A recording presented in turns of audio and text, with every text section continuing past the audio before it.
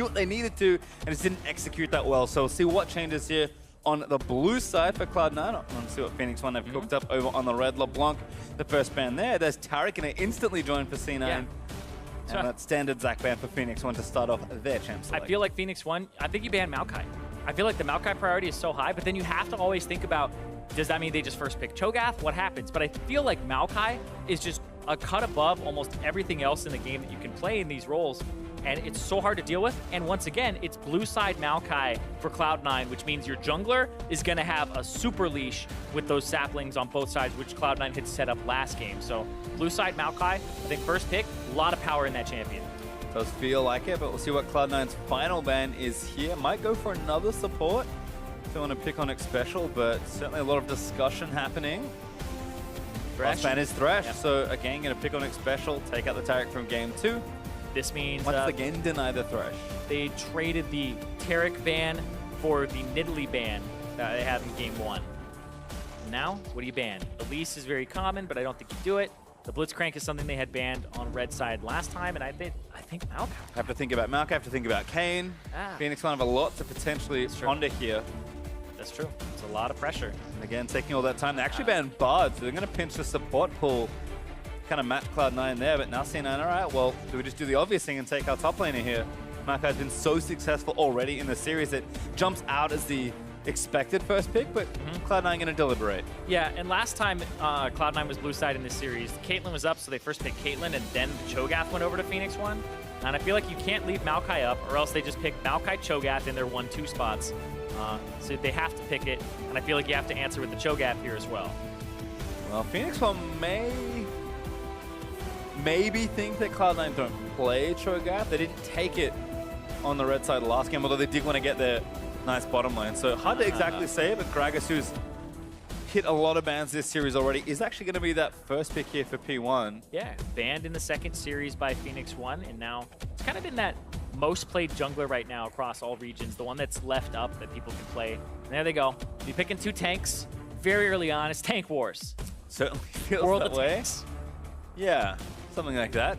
As that Cho'Gath does move in for Phoenix1's second pick. Cloud9 considering this next one here. If they want Kayn, they probably have to take him in this phase. Yeah. Something that happens, though, to the meta, whenever you have big tanks that have things like the Thornmail being rushed and stuff like that, I feel like the AD carry becomes more utility, right? Sivir, Ashe will maybe come back, Jhin will still be there, maybe Varus. But when you have things like Caitlyn or Tristana, it becomes kind of harder to, because like her power spike lines up with tank power spikes. So having early game activity to shut down tanks is kind of what you want more from your AD carry position. Well, there is the Kayn pick for contract, so clearly feeling a lot of confidence in the pick.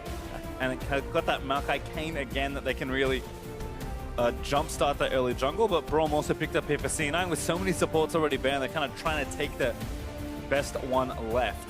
Yeah, I just realized, like, Kayn got locked in the first time, I went crazy. Kayn gets locked in the second time, and I've seen it already. Not as excited anymore. But Contract's playing the Kayn in the game 1, he had so much help. And Braum, I would say, is the best super leasher for the bottom side. And blue side, I feel like Cloud9, right now, these first 3 champions are like some of the best champions for setting up a jungle leash in the entire game, especially on blue side. So Contracts is going to get a lot of help this game. I mean, did in game 1, and it worked out excellently for the team. Well, I imagine that will follow suit here in the third. Corki, though, is the pick for Pyrian in the mid lane, so we'll see if Phoenix1 do want to protect this by throwing a couple bans at Jensen's way. Yeah, I think they'll do that. Maybe the Syndra, and the Kassadin is actually a hard counter to the Corki, because Kassadin's passive is he takes 15% less magic damage at all times, and because Corki is 80% magic damage on his passive, that means you actually start the game with pre-nerf Ninja Tabi's passive against Corki. So you're taking 12% less auto attack damage from Corki the entire time, so Kassadin can't get poked out as easily. Well, good ban there for P1 as Cloud9 with Zyra once again continuing to pick on X Special here in Champ Selects. It's interesting. It's a lot of these like team fighters, but it's strange because I didn't really ever consider X Special like a gigantic Zyra player. So interesting that they would try to go for that because he doesn't really play too much for the lane from what we've seen. I like the Orianna ban though for Phoenix1, taking that kind of stable pick away from Jensen. But there's still Syndra. There's always still Syndra. Yeah, and like Corki's okay into Syndra. Most Corkis will take like the exhaust and try to match the exhaust with the ultimate. But I don't think it's like an overwhelmingly strong matchup against Syndra in any way, shape, or form. I mean, Corki has almost no overwhelmingly strong matchup. He just wants to neutral. shoot minions out of his little plane and then get 3 items and win. As there's a Rakan ban from Cloud9. So continuing to take supports away from Xpecial, but if Xpecial really wants a playmaking support, Alistar is still available. I mean, I'm very impressed already that Xpecial, a player who's been very narrow in his support selections, all split long, and it's kind of always been that way, is all of a sudden just branching out. He's shown us 2 new support picks already. Now, granted, one of the most Janna that didn't work out too well, but the willingness to play more things than is something we may not have expected from the player as Sivir is locked in here for Arrow once more. Yeah, I don't like the Sivir so much here.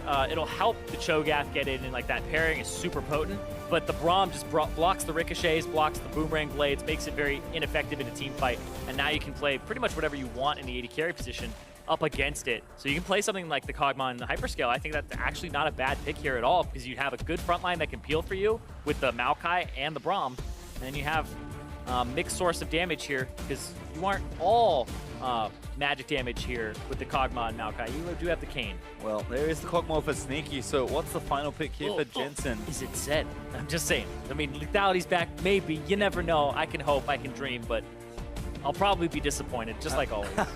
Had a lot of surprises already, but looks like it may just be a standby here for Jensen. Well, if last game you lost because you got outscaled, let's just play some scaling champions into these tanks. Let's not make it so we have to play perfectly the entire 30+ minutes of the game. Yeah, you want to talk about tank busting capabilities? Cassio and Kog'Maw, 2 pretty good champions at that role. So nice little finish there on the carries for Cloud9. And now just the last pick required here for Phoenix1. Looks like Xpecial actually going to get counter pick on us here for pick number 5, but it's kind of what I expected here. Rakan's gone, that's fine. I'll take Alistar. Yep, Speedy Cow in the bottom lane. Got the buff to his ultimate that is now 5% higher damage reduction at all ranks. So 55 going all the way up to 75. Makes it so turret diving is easier at the rank 1 ultimate. But right now, I'm looking at these compositions. Cloud9, now they have the composition that scales, I would say, a little bit better here with the Kog'Maw and the Cassiopeia, but then they have the early game jungler who will get a really good leash from his entire team. So Phoenix1, you have to watch out for the early unpredictability of Kayn in your jungle, especially when you run a team that has like this Cho'Gath and this Corki, which if they show up to try and reinforce, they don't really add too much to the fact like Kayn can walk through walls and stuff. So I feel like Contracts will try to be a little tricksy in the early game, try to allow his team to scale up and get whatever advantages he can. Certainly feels like a champion that is very hard to predict where he can go. And I think the other thing for me is that Mike Young played Kha'Zix in game 1, which is a significantly more robust early game jungler. Gragas might find himself insanely far behind depending on how the early pathing goes. So certainly a lot of attention will be paid early on to the jungle routes. Cloud9 had it practice to perfection in game number 1 and have all the tools to set it up again here. So certainly a lot to look for here. I think Phoenix1 rightfully picking a lot of fun and strong engage. So the carries may be good for Cloud9, but if they get picked off, you do almost no damage. In fact, you do 0 damage to one death. That's why it's the best CC zone. Exactly. And game 1, I hated the P1 comp because the lack of engage. Now game 2, they went really hard on it. And game 3, they're like, all right, let's do it again. Not as hard, because Maokai got taken away. But we'll see what happens here. This is the final game here to decide who was really second place at Rift Rivals. That's really what it's all about. Well, we'll see what happens here. Again, C9 kind of fanning out. I wonder if P1 will adjust their game plans here at all. Trying to spot out where Contracts are starting and maybe slow some of it down. We did see C9 try and invade towards that Raptor camp before, and it looks like Arrow and Xpecial are peeking around the area. Yeah, well, I mean, you want to get some type of ward or some type of vision as Arrow and Xpecial to like push in and be like, all right, wait for the timer. Is there anybody else here? Just make sure, because they haven't seen where Arrow or where Sneaky is. And if you face check a Braum, it's so difficult because he's just going to allow the Kog'Maw to get stacks on you. So they can't really get a ward in to see if the Maokai's placed any saplings, but Impact's going to walk down. It's going to make it Sapling Town. Throw them down. They last 30 seconds at rank 1, depending on your HP. So he throws one down. It's going to be on that red buff. 32 seconds, so he is running some early HP.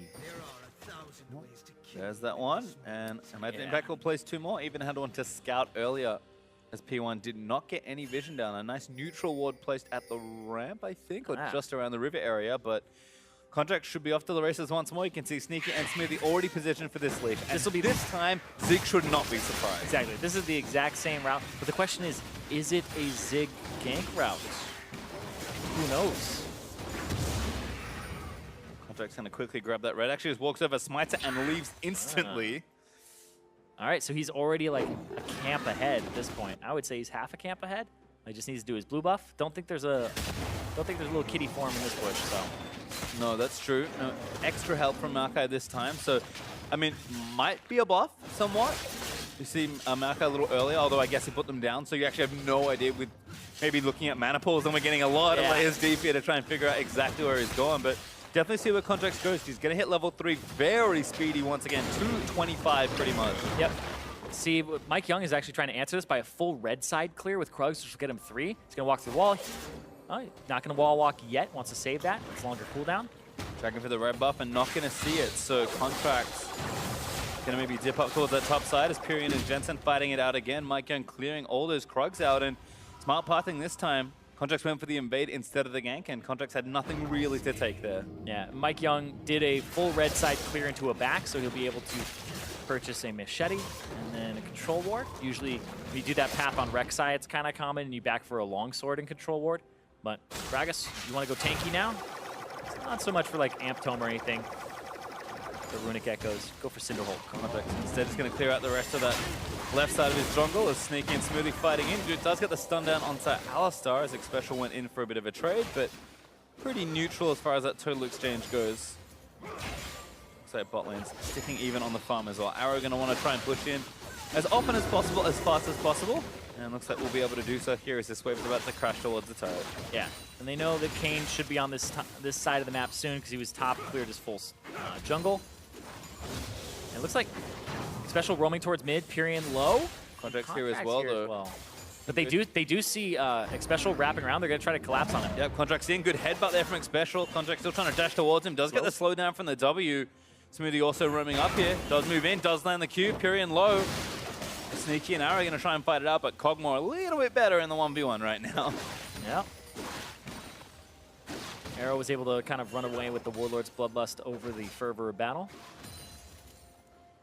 Just kite it out. Everyone gets away safely. Special also takes a long way back to lane, but no harm there. I saw that Special was using this skin, and I was like, does he strike you as somebody who would use the cowbell? I feel like Special's like really kind of stoic about those types of things. I don't take him for a troll, you know?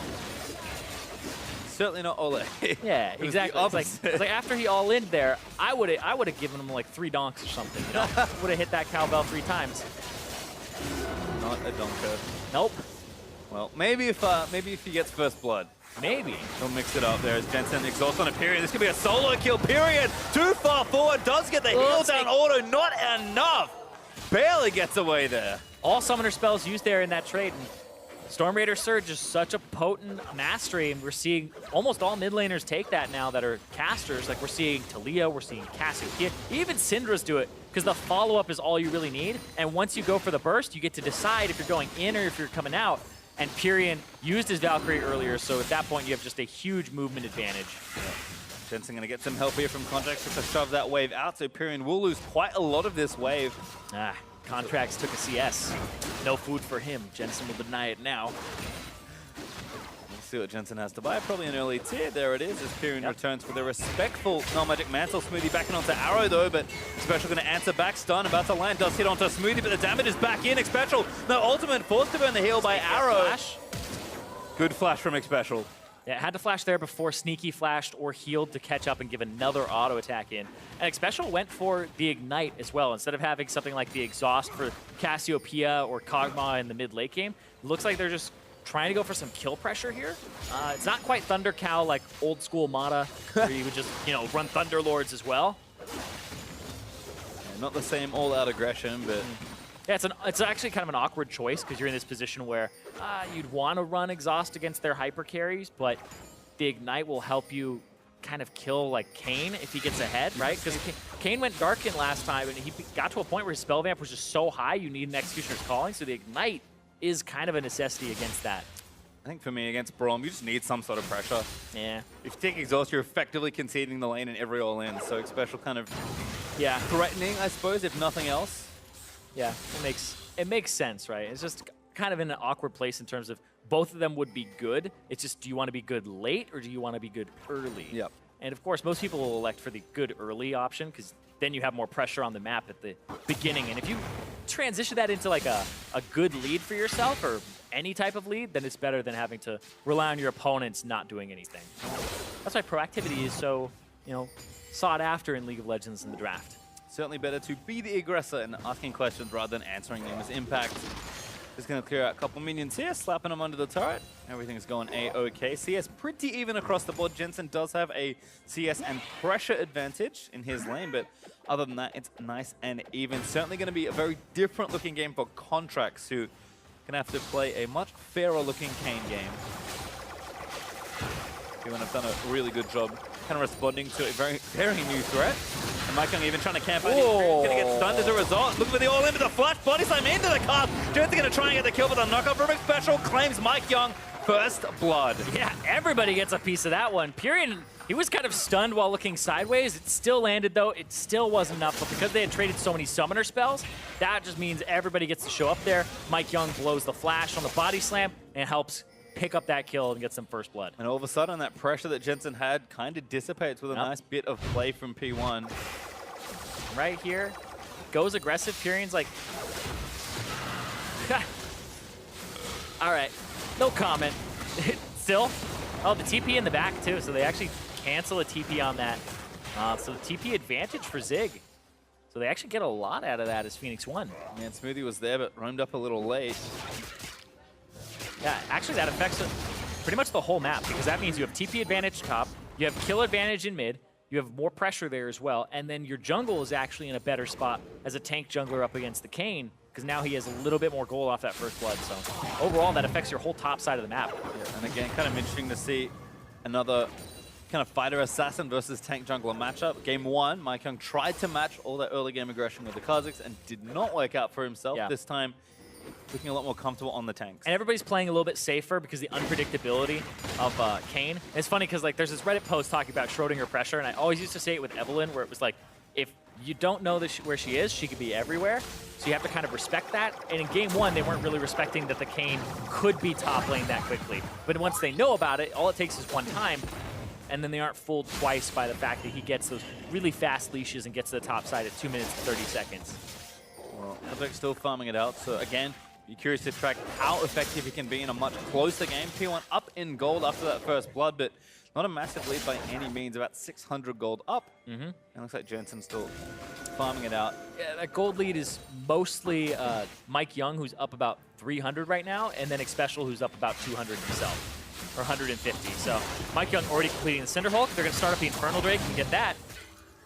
Good early force here. Kane's there, though. No TP, so tough. Actually, this is, yeah, you have to answer with teleport right now before Impact can interrupt it. Now they're flanked in. This is actually really bad for Phoenix1. Contracts just actually moving in, trying to seal it perhaps, but there's actually a kill onto MikeYoung. Goes down as Sneaky. Able to get the kill now. Sneaky still firing away into Xpecial as the passive is going to proc from Braum. Concussive blow seals Xpecial's fate, and C9 win the fight and get the Drake. Just like last game, Phoenix1's early game moves are actually quite bad. The fact that they went for that and Zig didn't put himself in a place to TP, that was actually something that was kind of inexcusable. You should be in a way in like position to TP, and there's more ward control from Cloud9 on the bottom side of the map there. Jensen chasing in, Q landed, so that's the go button for Cassio. Pyrion though with the blue buff, able to wave her out with all his spells, and Hexdrinker will keep him much safer as well. Looks like Sneaky going to continue a run of pressure here on the bot side, but he also picked up a nice chunk of gold himself with a kill and an assist, so carry's starting to pick up steam here for Cloud9. And I feel like Cloud9 outscale here with their carries. Yeah, like they just have more pressure. Contracts is there. It's a 4-on-4, but Contracts outplays, gets inside of Xpecial, and they dealt so much damage to MikeYoung, who was tanking for so long, and they didn't really have too many damage dealers there because Pyrion was locked up in the mid lane. So Cloud9 just with a good collapse and a good team fight on the back of that. It's just the macro game from them. It just seems to be better than Phoenix1's in the early game. They just seem to be off of games 1, 2, and 3, just a little bit of a cut above Phoenix1. Now C9 like to retake the gold lead. Now the one's up about 600 plus with that Infernal Drake in. C9 have kind of invisible gold as they look to scale up. And like you said, they've got the carries that will benefit from these high damage buffing Drakes. As Zig playing a little safer here on that top side. Impact trying to line up another kill, but tank v tank is about as exciting as you think. What are you talking about? I love this. I'll play this all day, every day. You get the ease, slow them down, get all the farm. I mean, when 4 people total come to the lane, it's a lane swap. Oh, it's significantly more interesting, but nice ult there from Impact, just kind of buying some time. Yeah, I mean, hit the minion wave as well. He's trying to thin it out so that they get first turret on bottom side. Trying to just avoid the matchup, I guess. Maybe go for a Rift Herald afterwards, because you can't trade a Rift Herald for a dragon that's not spawned. And that's first turret for Cloud9 off, honestly, a little bit of a better macro move from them. Yep. Late-ish swap for P1, but I think doing what they have to here will get the turret. Yeah, Zig has to back and defend 1v2, possibly 1v3, because they actually don't know if Kayn is there or not. Because Pyrian is still in the mid lane. So Arrow will get solo turret gold here. The Rift Herald's being started up. We'll see if this Rift Herald turns into anything, or what happens with this bottom tier 2 turret, because Zig has to clear these minion waves. Well, Pyrian also getting pressured here, so Sneaky, again, still firing away. Good stand off the wave there from Sneaky to dodge the AoE that Zig wanted to throw at the wave, and they're going to tank this turret for a little while longer, more than enough to take it down. And P1 are still taking down the Rift Herald. They made this trade last game and did basically no damage to the Rift Herald, so see if they can improve and kind of get the turret they're expected to get. Exactly. If they get anything and it ends up being a better trade, it would have to be either 2 turrets or the mid turret, because I consider the mid turret just better than a bottom tier 2. Especially when Jensen's in that lane, you can kind of pin him down. And look at this, just the rotation to the other side. C9 here first though, good miasma. Zig gonna get slowed up there, the stun lands through. Zig gonna get trespass on, and Jensen able to get the kill. Contracts now trying to get up, but Impact's there to save him. Contracts flashes back towards his team. Mid turret getting low, P1 can't defend. 5v2 as Xpecial gets snared up. Has his ulti, but it's just gonna get stunned to death. Gonna keep going. Able to get the kill. And they are just being outplayed in terms of the rotation game here. All 3 games in the early game, C9 are just faster on how they get through and to the other turrets. Like, I feel like P1 take too much time to set up the turret dive and to actually execute on it. And we just are looking at a 4-1 turret lead for Cloud9 at 14 minutes. 5,000 gold up as well as a result. A huge swing in tempo for Cloud9, who retook the gold lead and then just all of a sudden roar ahead in this game. P1 going to be fighting a pretty uphill battle. Given that Cloud9 have had yet another spectacular early game. Of course, we have to raise the question, you know, can they more comfortably close this game? I think compositionally, they'll feel a bit better as Contracts gets the grump and bails out of the way. Arrow was looking more for damage than to actually steal it there, because he did have an opportunity to do so, but Contracts just smites it, takes it.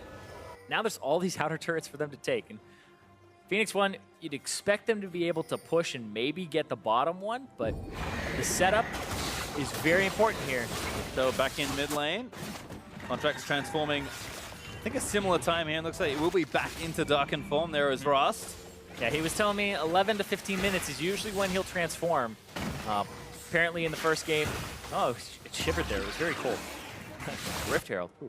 Anyway, yeah, he was saying that he was hitting a little bit too many of those range champions. Yep. Got the wrong form. Oh. Good special there from Arrow.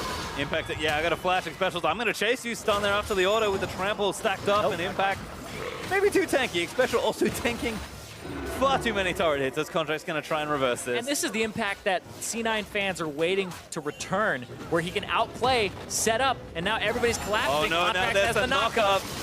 Contracts spin him back in towards it as the rest of Cloud9 joins down here. 3v4 with the turret up because Cloud9 are pushing top lane. Yeah, it's 5-1 in turrets, and they're about to push for tier 2. All right, Phoenix1. There's some talking you need to start doing about how these turrets are important. Like this, nobody's backing either right now to get this. Like they are actually just seeding this turret and this pressure for one. They got to get something back. Well, they got a turret, but they're going to lose another one. And Zapling going to deny it back. Xpecial might even be at threat of dying here.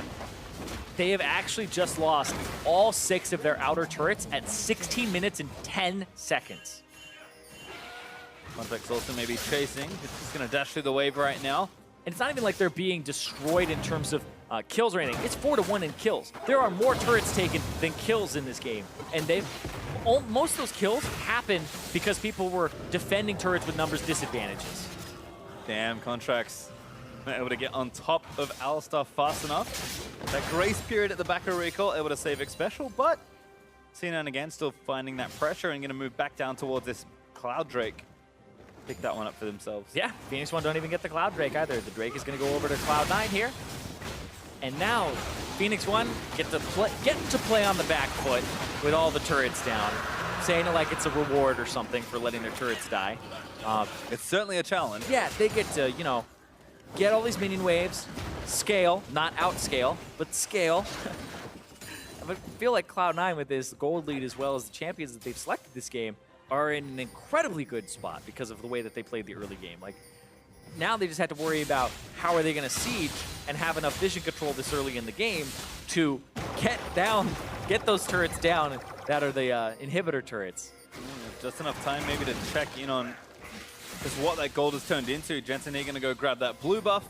Contracts has a couple items in his warrior, so not super ahead just yet, but Jensen with the roll, plus almost the Seraphs ready to go, and 2 items done for Sneaky means that Cloud9, they're ready. The team fight is marking back in order to Jensen, who does flash out of the way. X Special taking damage in the front side. Humble Trespass going to burn that ulti. Smoothing flash to the knockup. Maokai ulti also going to chase them in as the Glacial Bit is slowing them all down. There's one route, there's the knockup. There's another double route as Sneaky gets that kill. 2 for himself already, as that's another one. Kane able to grab it. That's 4 dead on the side of Phoenix1. Arrow going to run back to the turret because he's the only one left. Yep, he's got some wave clear, but for Cloud9, you know, screw warding. Just fight him. You have the Maokai. You can just throw down the ultimate and people are going to get rooted. You even saw Pyrian go for the Valkyrie away, and they're still able to push and force the issue. 18 minutes in, they're going to start getting their 7th turret of the game. Yep, inhibitor turret going to fall here on this push. Might even push forward if they feel confident, but Expulsion Arrow looking to defend this inhibitor, but C9 do not care. Yeah, I mean, Sneaky still has flash, and they also have ways to just peel back. Feel like you get that inhibitor. And Sneaky now 5-0 and 3, 100% kill participation between him, his support, and the jungler. Everybody has just been grouping up for these team fights. Jensen also outplays here on Mike Young. Gets the flash afterwards, and that was an immediate cask afterwards, but the cast time, Jensen just barely able to get out there. And then X Special pops the ultimate a little bit late, but already taking a lot of damage. But then this wall, like, is just the enormous power of the Maokai team. Oh my god, it's slow motion. When the kitten wraps around, that's actually really creepy. That was a really long-necked kitten. I had never looked at that before. And Maokai skin with the ultimate, that was some Dr. Seuss stuff going on there. Alrighty, well, all right. Thankfully, it's a very powerful ultimate. Although now Zyrene will so we get to see it a lot. Way. Yeah, especially with this skin. It's adorable. Like wrapped around him, a root. I was like, what's going on? Uh-oh, Jensen. All right, stand and fight. Oh, maybe not for too much longer. A chain of stuns will land. Good spell shield from Arrow. Pyrian's going to join the party as well, and credit over to the Corki. Baron up in 10 seconds. That's actually big, because now there's a possibility that they could win a Baron fight or take a Baron fight. So you're going to see the minion waves be shoved in by Cloud9 right now as they try to make sure that isn't something that happens. Toward the Baron as well. Zig will need to be around, but he does have teleport. Fizz can obviously help a power play onto the Baron if P1 want to rush it down, but Contract kind of jungling instead, and C9 not going to lose too much there as they take over the correct side of the map. Yep, Phoenix1, control wards all throughout the inventory now. Making sure that they can at least reestablish some vision control. Jensen went down, no Baron was done there. But they do have this Kog'Maw that's 5-0 and 3. Like, Sneaky has a lot of that gold lead. He's 3,000 gold ahead of Arrow. Like, this Kog'Maw has already scaled. We talked about you got to wait 20 minutes. He's already there. Yep, no waiting necessary. And even if you catch him, he does have QSS, but Contracts also a large part of their gold lead, up 2 levels. Just very sticky. Bit of damage there on the ulti. He's going to walk back through that wall and just kind of bait them all in. Another good double knockup as he blasts going back over the other side of terrain. Contract, knowing all the ins and outs, X Special is going to be the one left out to dry. Just a lot of stuns. Gonna follow that cow, and X Special goes down. Yep, Zig was pushing bottom during that time, didn't TP in either. They felt like, you know, they could maybe get something there or try to peel back, but No contracts. I feel like his Kayn is actually quite good. This is by far the best Kayn that I have seen. Looks very well practiced and such a sticky champion as well. And I like that he's messing around with the mobility. He's playing around with it. Oh, all right, everybody down. Mike Young, they're going to burst him down. Should be able to get him. Arrow, though, kills Smoothie. Mike Young does fall, but Contract on a rampage to get back on the other side of the wall. Yeah, Mike Young has saved games before at Baron. Zig, though. Zig flashes in. He wants to try and beast it away. Get it, Zig! Just goes in and takes the Baron down. Cloud9 will get the kill. Contract's chasing. Gonna try and take down another, but Perian backs out of the way and Contracts can't find him. So the Cho'Gath flashes in, finishes off the Baron with the E, the percent HP damage, but who's gonna live with it? Oh no. Special frozen in midair with the headbutt as he goes down to Jensen. Arrow's still going to get chased. Contracts. Yeah, they're going to keep pushing. Base gate. They still have super minions to clear out here. Corki does great damage to them because they have negative magic resistance. So he's able to clear, but still on the back foot. They got a little bit of gold back, but they've lost a lot of members to do so. And I think that may be something we continue to see as teams adjust to 7-14. Cho'Gath, very good at taking Baron when his ultimate's up. Yeah, it was like Callista was one of the ones, but that was more Baron securing, and now Callista not so much prioritized in this series, but then Cho'Gath able to steal. We just saw it there. Yeah, normally when you kill the jungler, that's all systems go for the Baron, but now Super Nunu ready to steal that one away from the top lane as Zig kind of keeps his team afloat here in this game. P1 still 7,000 gold down with that mid inhib, looking to respawn soon, but Cloud9 in position to threaten it. Definitely some momentum halted there, but P1 firmly on the back foot as Cloud9 continue to have full control of this game, or almost full control. I guess Baron was the one slip up. Yeah, went for the Baron. Zig TP, or walked up actually, didn't even have to TP into that, and then just got it.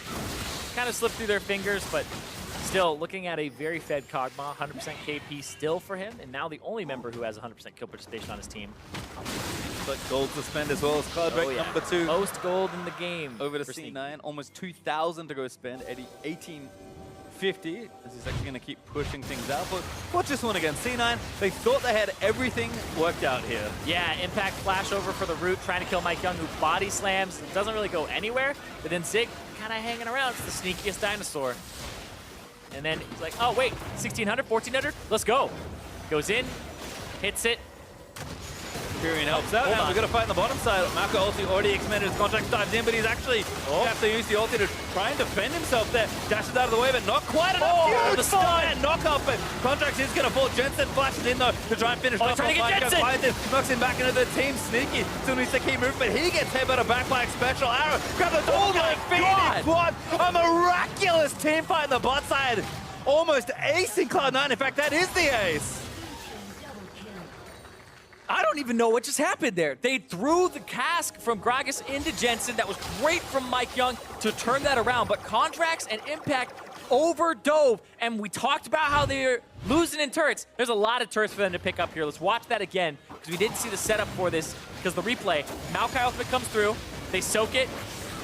Okay, that lands on the tanks, then they overdive here. Contracts goes in, they do a lot of damage and force him to use Umbral Trespass on whoever he can, because you have to have dealt damage to the person. So he goes on Mike Young, who pulls him back.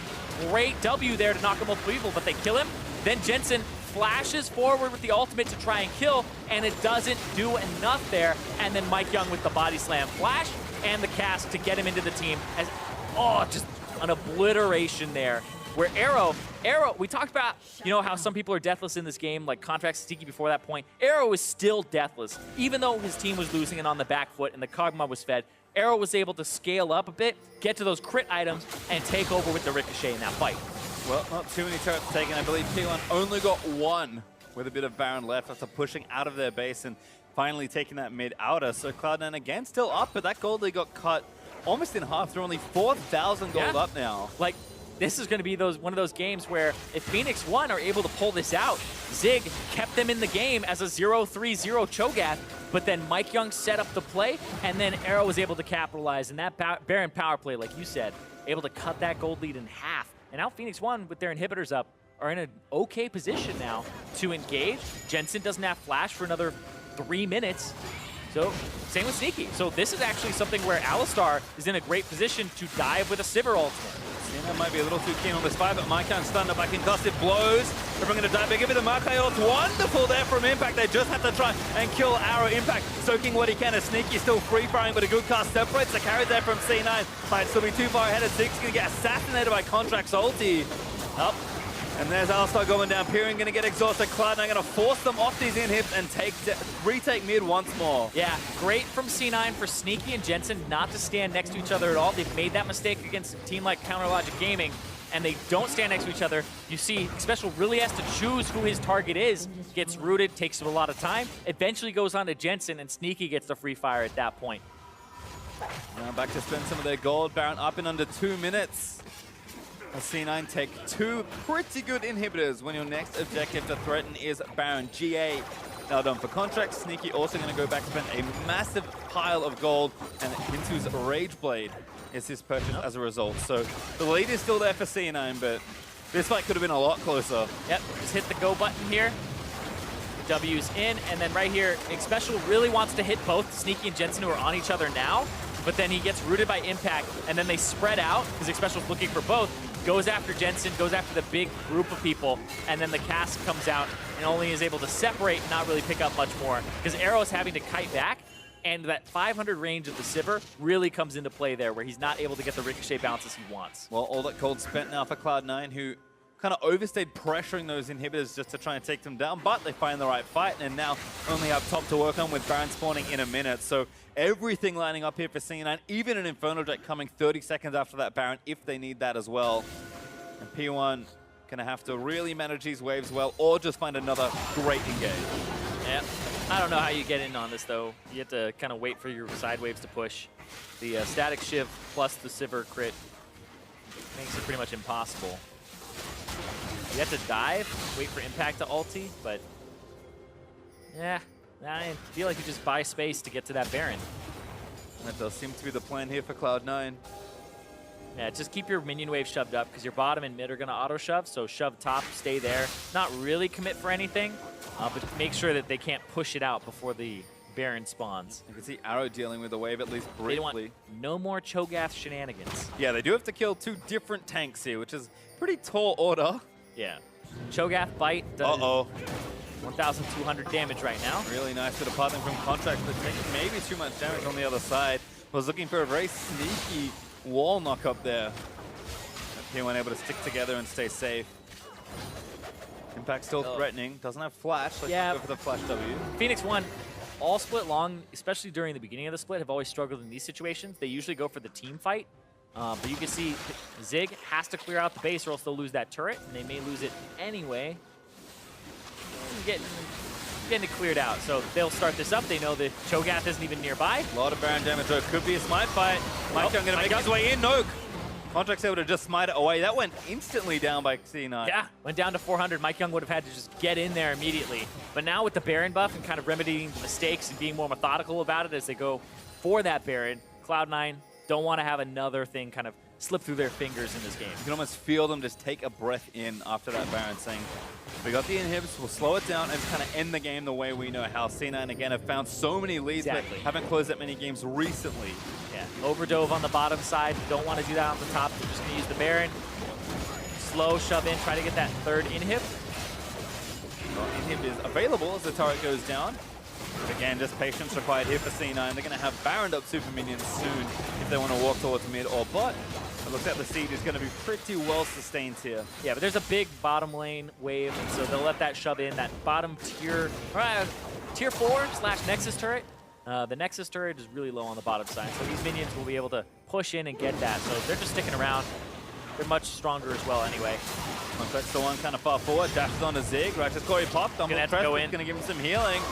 Contract gets a good health back all the way in as the inhib goes down. Makai ultimate up to the side, going to find them on the flank angle. Alistar again knocked up forever. That's Mike Young, excuse me, as he falls down. Special pumps the ulti back in onto Jensen and Smoothie, but Sneaky and Smoothie, but that's not enough as he grabs the double. But triple kill there for Sneaky. It might be finally here as Kane revives with the GA. Arrow again moves forward. Sneaky still wicking. There's Arrow coming down. That's going to be the quadrant. No, he needs the damage. doesn't use it. Sneaky firing away. There's the shutdown of the clock. And the unofficial penta-kill goes over to Sneaky. Cloud9 get the ace, grab the Nexus, and win the series. A little bit too much time between the third and fourth kill. Unlucky, but Cloud9 took no luck for them to win this game. 2-1 over Phoenix1. Kind of coming back from that slump that started at Rift Rivals, able to take down the team that was surging, and this is going to make the standings very interesting now because there is a three-way tie for first, and now there are 3 teams that are 4th, 5th, and 6th with 7 wins apiece. They've also put 3 matches between the 6th place and the 7th place teams now. So the standings right now, it's becoming like a top 6 for the playoff teams, and then it's going to be very hard for those teams, those bottom 4, to make a surge. And Phoenix1 is one of those teams. It's going to be much harder for them to try and make playoffs now. And it is such a critical moment in the standings for so many teams who are getting, you know, really with 3 weeks left to play, the real business end of the split. But I cannot think of a better way to start this week off on a new patch with 2 teams in very interesting spots for themselves as far as their standings. So Cloud9, yes, they kind of scrape out the win there at 2-1 with 2 impressive wins and 1 decent-looking loss, although P1 have to be credited for their draft and execution in that game. But we asked what 714 was going to deliver, bring to us here in the NALCS, and it has delivered everything and more. 2 Kane gains and 2 wins for Contract. Cho'Gath and tanks everywhere. Dust blades abound. Yeah.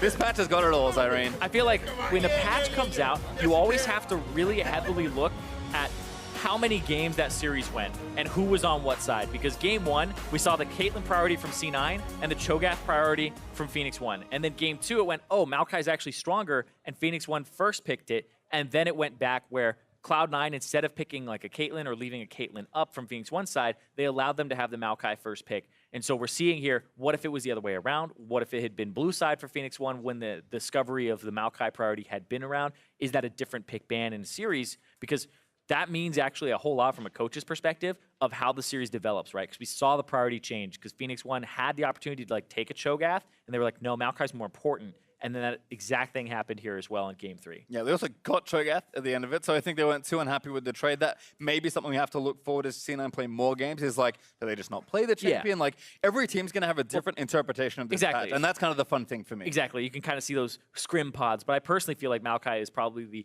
first pickable champion right now. I would not be surprised at all if he ends up on a red side ban, almost permaban status, because of the fact that he's flexible. But then it always ends up being like, they could just play Cho'Gath instead, and then what's your answer to Cho'Gath if Maokai's not on the table? So the red side, you know, they're going to have their work cut out for them moving forward. And I think, again, looking at contracts is kind of our last highlight here. Didn't do too much damage in game 1, did more damage than Jensen in that last game. So yeah. Kane maybe a little bit better than we thought. Yeah, but you do always have, you know, Sneaky sitting there. I think he has 1,000 damage per minute. Congo, that's true. 1,000 damage per minute this game, over 1,000 damage per minute. So, you know, nod to Sneaky there, who was having a bad week in the last week and Rift Rivals, but it seems to have been stepping it up again. Looking just fine there. Well, for more on that C9 win, let's send it over to Digon, who's standing by with to interview the victorious jungler. All right, thank you very much, Pastry. I'm Daniel Digon Gonzalez, and joining me is the victorious jungler, Contracts now. Contracts, you can't not talk about this interview without telling me about Kane. What's up with Kane? You had it the whole game and dominated with it. Well, you know, Kane's obviously the new champion. It just came out, and when I first saw him, I thought he was super fun. He looks like super mobile and just an assassin that I would love to play. So obviously I started playing him right away, just nonstop spamming him in solo queue, and I had a little bit of success in him early, but I was like doing shadow form, and I don't think it's actually too good right now. So once I started using Darken, I had a lot more success, and overall I just think he's a pretty good champion into a lot of the tank junglers that are meta right now. He's really good at counter jungling and invading without... He's really safe at invading because he has a lot of mobility to get out of the jungle. So overall, I think he's a pretty good pick right now. Yeah, and the times that you had him, you guys really did a solid job. But in game 2, something kind of didn't go right. How did you guys transition from that tough game 2 into game 3? Well, game 2 was a little rough because we had a like 3,000 or 4,000 gold lead, but we misplayed a lot of team fights, and we realized that Tarek was also a big problem in that game. He had a lot of clutch ultimates that just completely made us lose team fights single-handedly. And going to game 3, wanted to ban Tarek to get it out of the way because we didn't think the tanks were too big of a deal, personally. So Yeah, we just wanted to ban out Tarek, and it went a lot better for us. Cool. Now let's talk a little bit about the season itself. Last season, you guys had huge success. This season's been a little bit inconsistent. For you as a player, what has this season meant to you? Well, it's my second split in the LCS, so obviously I just want to improve as much as I can going into playoffs. And, the main goal is obviously Worlds at the end. And I think personally, in the beginning of the split, I wasn't doing too hot as a jungler individually. And I think in the past couple weeks in Rift Rivals, I showed that I can compete with the best and I can improve really rapidly. And I think just going into future games, I will do really well for myself. Awesome. And you do have a matchup against Team Dignitas. Talk to me a little bit about your thoughts taking them on Sunday. Well, I think Dignitas is a little weird. I haven't really been paying attention to them too much personally, but they've been winning a lot. And they play a lot of Nunu, so I think we have to watch out for that. But I think my Kayn will do quite swell against that. All right, Kayn, Nunu, you got a lot of picks up against them. Congratulations once again, 2 contracts. For more on the game, we're going to send it over to the caster desk. Thank you very much, D-Gon, and welcome officially to the NALCS casting team, our newest addition. You'll be seeing more of him throughout the coming weeks, hopefully. Can't guarantee, right? Get him out of there. Anyway, hey, we move into Game 3 of the series. C9 picks it up off of making some adjustments. We heard contracts talking about some of those adjustments, so I want to pull up that champ select one more time because it's kind of the theme of the day, is how our team's navigating patch 714 with both lethality and tanks kind of rising to the top. We see this time around, C9 identifies that one of their big issues was not being able to eat through those tanks, and in particular, the Tarek from Game 2. So Tarek goes to the ban table, and we draft a heck of a lot more DPS. I think that's the big thing is that backline. So obviously they also have the Alistar this time. So yeah, you get rid of the Tarek, and this is what I was saying, is that there's so many options available that you kind of get forced into having to play this kind of tank style. Let's say you take out the Maokai, great. Sejuani, you take out the Gragas, okay, maybe there's another thing you throw in there. Zac snicks through. There's so many different champs. Exactly. That you're going to end up with a lot of tanks on this patch. And you see, once again, both teams end up with that. The big X factor was the Kayn for the second game time. This on blue, and I gotta say, I really like what I see out of the Kayn. Contracts was able to use it pretty well again to help his team get some advantages, and once you have that lead and you have these 2 kind of team comps that play the same way and have a ton of beef and engage, games can get out of hand. And that's the big difference between games 2 and 3, right? Because in game 2, C9 had a similar gold advantage at a similar point in the game. However, the way that their team comp in game 2 stacked up against Phoenix1 meant that after that 25, 30-minute mark, it was going to become infinitely more difficult for them to win team fights. This time around, they draft essentially identical comps in terms of the way they want to play. Yep. And then it's just about, well, if we get ahead, we're snowballing to victory. You're an item and a half behind in all categories. Yeah, and that's the great thing about tanks, is that they bring so much engage and they kind of nullify turrets a little bit with the extra health that you have, that you can really snowball those games as long as you keep up the aggression. And C9 was able to, off the back of some nice skirmishes that we were highlighting the Kayn, especially the Dragon fight at 10 minutes, like, you get to see why this champion is so impactful sometimes, because especially when people aren't used to playing it, you see they try and target him down really early on. He's actually able to use his ultimate to dodge out on some more damage, survive that engage, and then he life steals back up and can continue fighting. And that skirmish was a huge factor in why this game started going in C9's favor, because not only do you stop P1 dragon attempt on an Infernal Dragon of all things, you get it for yourself and 2 kills. So that was a huge play, once again, started by Contracts. Fast forward to 18 minutes into the game, we get a 4-for-0 in the mid lane for C9 as well. Once again, showing their ability to navigate these team fights. The teleport comes in from the Maokai, and that's going to be what they need in order to make this fight happen. The ultimate, as well as the twisted advances onto these means no one from Phoenix1 is going to get out of here. This is what we're saying, the snowball starts to kick in because you have so many engaged tools. Maokai drops that ultimate, they have to run all the way up the lane to try and get away. A couple of those connect, and then the rest of the team has these speed up to get in range. They're able to finish off multiple members of P1 there, and then the game, I think they took an inhibitor off that push just 18 minutes in. Exactly. Now, and then one thing I'll say I noticed following that series is that C9 didn't look particularly ecstatic about the victory, right? And I think in part that is mostly because they did, even in their victories, we still saw stumbles. And in particular here in Game 3, 23-30 into the game, we see them hand a pretty large advantage back to Phoenix1 in the bot lane, 5 for 2, going in favor of the Phoenix1 squad. Here you see Impact trying to do the kind of zoning Maokai ultimate to push them off the turret, and the backline members continue to melt that down, but Contracts kind of goes in a little bit too far here, has to use his ultimate to stay alive. Yeah, watch Sneaky and Jensen, and look how much damage they put out. Neither of them have hit an enemy champion yet. They just did for the first time. And they do it right as Contracts die. So Jensen flashes forward, which is nice, but you no longer have a front line. Impact was at around 20% health. Contracts dead. He gets focused down. A really nice follow-up there by Special, able to headbutt Sneaky back in the team. And then once your backliners are dead, that team fight is completely over.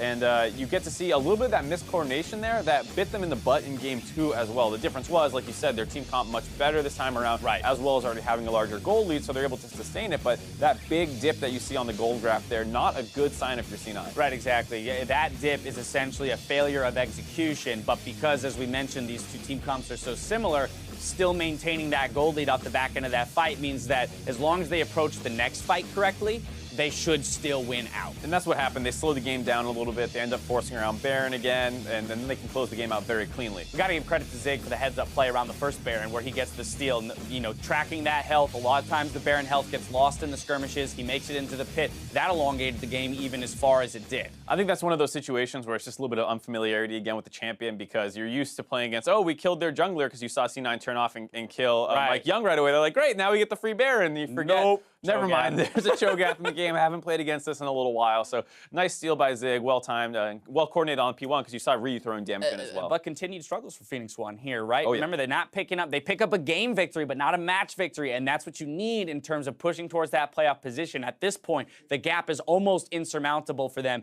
in terms of making it into the postseason. Sneaky, this time around, picking up player of the game. Again, we want to give a nod to Contracts for the work that he did on the Kayn in terms of getting people rolling and really showing incredible prowess on this new pick, but the late game damage coming in from the Kog'Maw, and Sneaky actually had a pretty solid series all around. I think that's the big thing is that one death that he had this game, I'm pretty sure was that headbutt in by Special, who after his team had already kind of gone too deep, you kind of get chased down by all those engaged, so there's not much you can do as a Kog'Maw at that point, so that was a little bit of an unfortunate death, but he played super well positioned, never got caught out, and had a good laning phase pretty much every time. All right, well, that's going to do it for Series 1. Now, don't feed to the rules and hit the ground running. Up next, Team Liquid take to the Rift versus Team Envy. We'll see you soon.